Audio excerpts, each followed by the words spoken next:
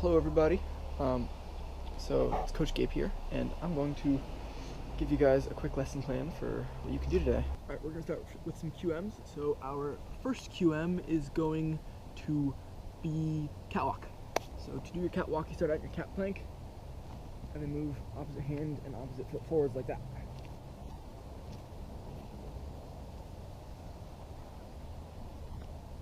After you've done that, you're going to move on to doing a crab walk. So to do your crab walk, go on your hands and your feet like this. Make sure you're using those ready hands, spreading them out and really gripping the ground, and bringing your hips up. And we're going to do this forwards and backwards.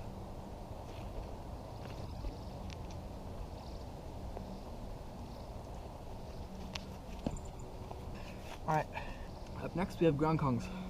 Be careful with this one, try to place your hands as lightly as possible, and then once you've reached out and put your hands down, jump your feet to go between your hands, like so.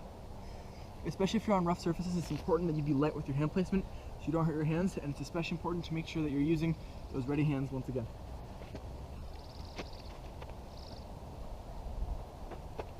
Then we're going to do it backwards. The timing for this one can be a little bit strange, so make sure that what you're doing is placing the weight onto your hands, then leaning forward, taking your feet off the ground, and then reaching them back. And that's how you're going to do your backwards ground kong, like so. Up next we have our gorillas. To do a gorilla, you take your hands and place them to one side, like so, and then hop your feet to the other side of your hands, like so, and then keep going. If you want to keep this one nice and smooth, place your hands one at a time and your feet one at a time, like this, so you can keep moving side to side.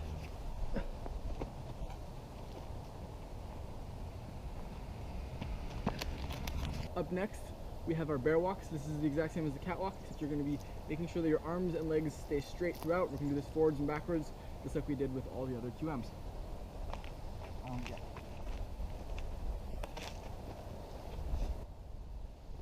I'm slipping.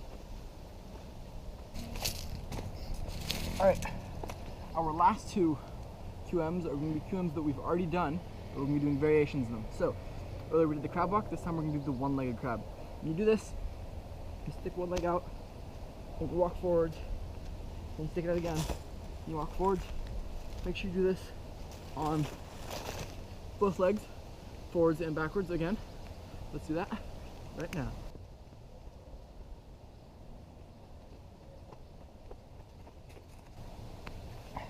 And do the same thing for the other leg.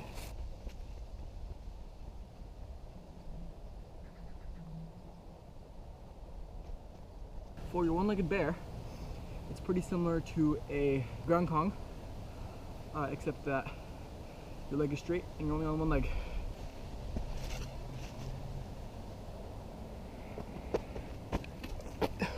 Make sure you do that for the other leg as well. Next, we have our 5 bipedal movements.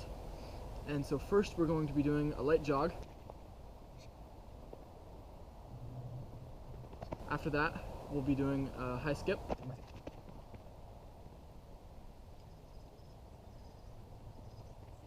After that, we will move on to high knees.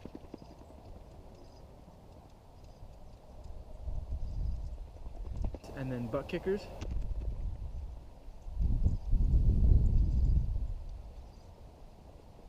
And then once we've done these 4 exercises, we'll finish it off with a fast sprint, but make sure that you stay in control and you don't slip and fall.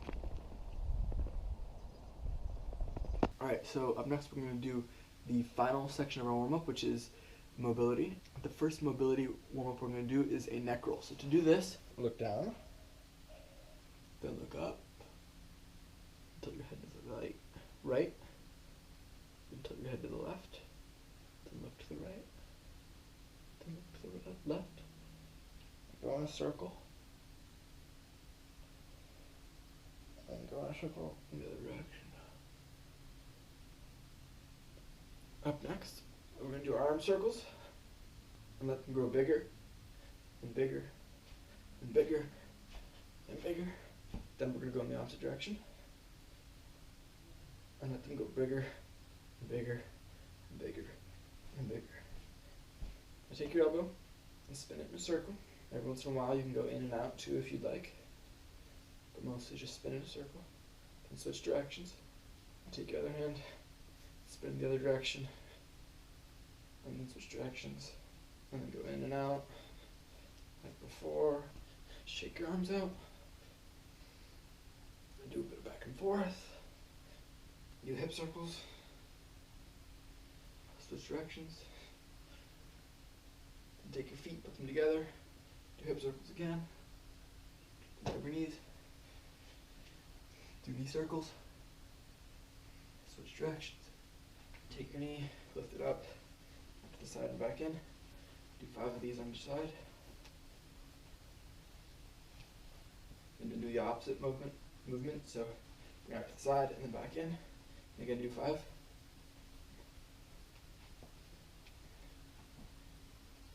Alright, up next, do some ankle work. We're going to sit down somewhere, point, then flex your toes, we're going to go side to side, windshield wipers, go in a circle, then go in a circle in the other direction.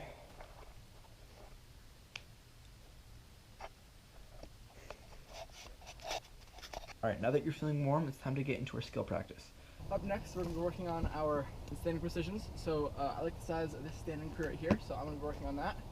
Make sure you try and stick it about, let's say 5 times would be a good target. Make sure you focus on landing your sticks with both feet on the edge and together, and then holding it for 3 seconds before letting go.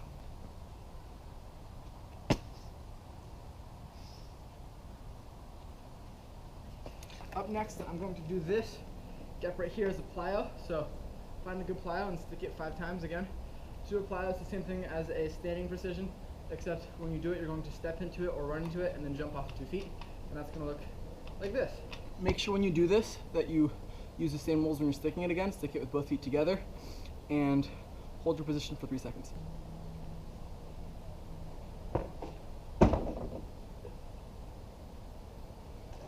Alright, so now we're going to be doing our vaulting skill practice, and we're going to work on our thief vault, Kong, and turn vault.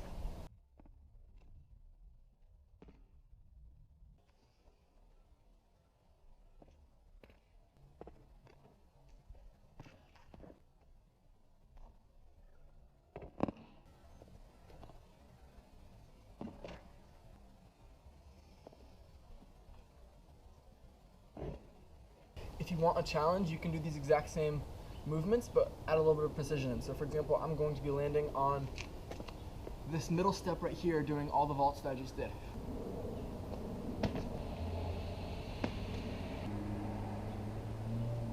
As always, make sure that you stay safe when you're doing this and you check all of your surfaces before going. All right, now we have our wall work, and what we're going to be doing for this is cat hang climb ups. And you can do as many as you can. If you can't do any cat hang climb ups, then do your best and do cat hang pull-ups, and then do wall dips, and I'll demonstrate both of those.